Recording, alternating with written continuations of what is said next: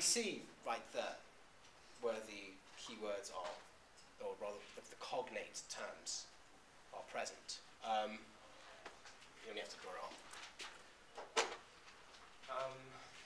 Some of them are exactly the same. You can see that the borrowing immediately. Let's see if this works.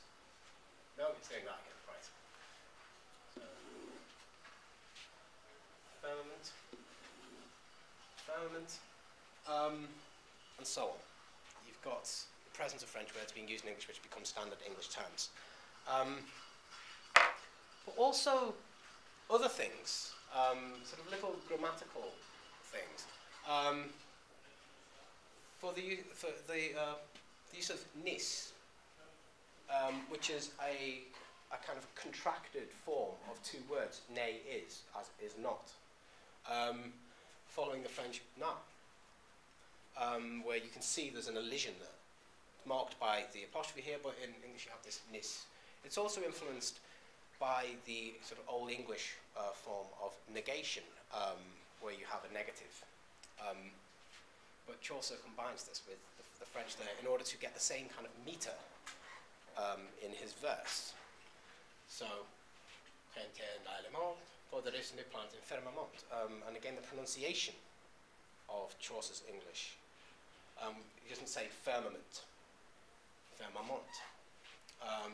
Nein air ned erther non element.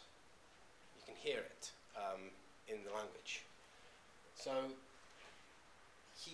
whenever he is translating, he will use cognate terms. So terms which are very similar in English to those already in French, or words which are present in English but are derived from French.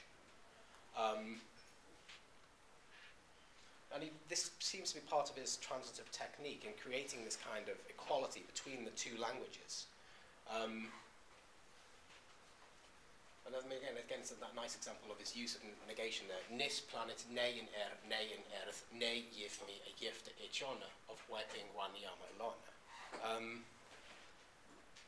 Use also of something we find later in the Canterbury Tales, those kind of subjunctive clauses, kind of subordinate clauses also. A subordinate clause, as we know, can't stand on its own. It needs a main clause waiting for it. You'll see this a bit more in the opening of the Canterbury Tales. And so you've got for the nis, nay, nay, that they do not give me. You're waiting for that end of the sentence, for the first bit, to make sense. What happened there? Oh, it's the ink layer, is it? There we go. Here we have a translation from Petrarch, the famous Italian poet, who becomes a massive influence on not only language but thought in the later, sort of like in the early modern period, in the Renaissance. And again, you'll be able to spot the cognate terms. So, for example, viva morte, delictoso male, or quick death. Quick meaning living, using the Italian morte meaning death. So we will always use equivalent terms to those which he's following. An interesting case in this is that's a prepositional clause which opens Petrarch's Italian. S'amor non è. Now, se means if, amor, love, non means not, and a is.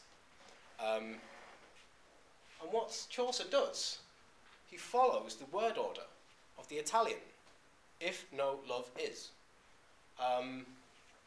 Whereas the meaning of the Italian is if it is not love. And it doesn't seem like anything really important, but actually it is. It changes the whole tone. The Italian poem is saying, if it's not love, what then am I feeling?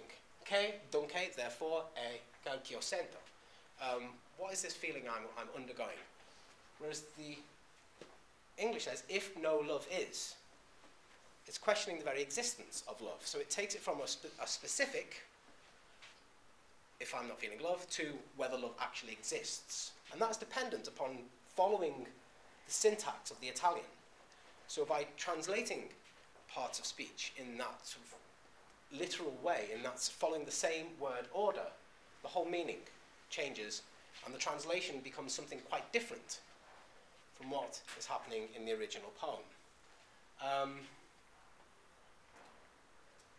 If not, it is a double fairly so. Again, in terms of word order, same thing in the second line. And if love is, mark if it is love. Again, because it's missing out part of the verb, it's changing it not from it is not love. It's if love is not, if love is. It's whether it exists or not whether it's being felt. And you can see, by following the repetition in the Italian, where the repetition appears in the English, in those opening sort of prepositions. So, se, say, say. If, in the English, if, love will reverse, if love be good, if it be wick. Following that format. And again, what you find here are sort of certain syntactical formations which generations of writers and speakers of English will use.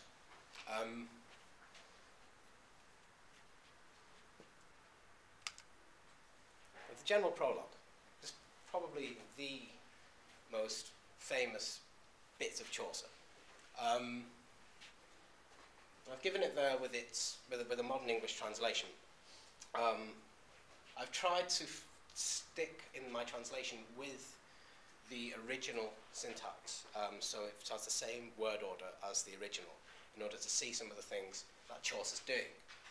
So, I'll read it through in the Middle English, and then you can follow it in the translation. Juan that April with his sure sotte, the drocht of March hath passed to the rotte, and bathed every vine in switch liqueur, of which virtue engendered is the fleur. When Zephyrus eke with his sweet breath, in spirit hath in every halt and hath, the tender croppers, and the younger son, hath in the ram his half a course run. And smaller fools maken melodie, that slepen al the nicht with open ear, so pricketh hem nature in her courages. Dan longen folk to gone on pilgrimages, and palmeris for to second stranger stranders, to ferne halves, kuth in sondry landes, and specially from every sheer's end of England, to Canterbury they wende, the holy blissful martyr for to sake, that hem hath holpen, when that they were sake. So you want to pick out some aspects, that sort of general aspects of Chaucer's English. Some of them you'll have noted sort of already from what we looked at on Monday, but we'll just remind ourselves. Opens with those subjunctive clauses here. This is specific to this. This isn't Middle English in general. This piece opens with those subjunctive clauses, which we saw in his use of Italian. So, the sentences which begin Juan need something to come after them. Otherwise, they don't make sense. So, Juan, and another one, Juan, and then the one which brings to it, then. When, then. We're waiting for that, that main verb clause. For the most part, sort of adjectival phrases are ordered as pre-modifier noun. So what we'd usually have, so the green car. Although the first line shows a variant here, showers, sorte, showers, sweet. So he'll usually follow the same order as us in having the pre-modifier, then the noun, but not always the case. You can sometimes have your adjective coming after. Adjectives and nouns also agree with one another. It's a remnant of the older inflections. Whilst for the most part, Middle English has undergone a levelling in that we look more at the word order, at the syntax. There are still certain inflections present.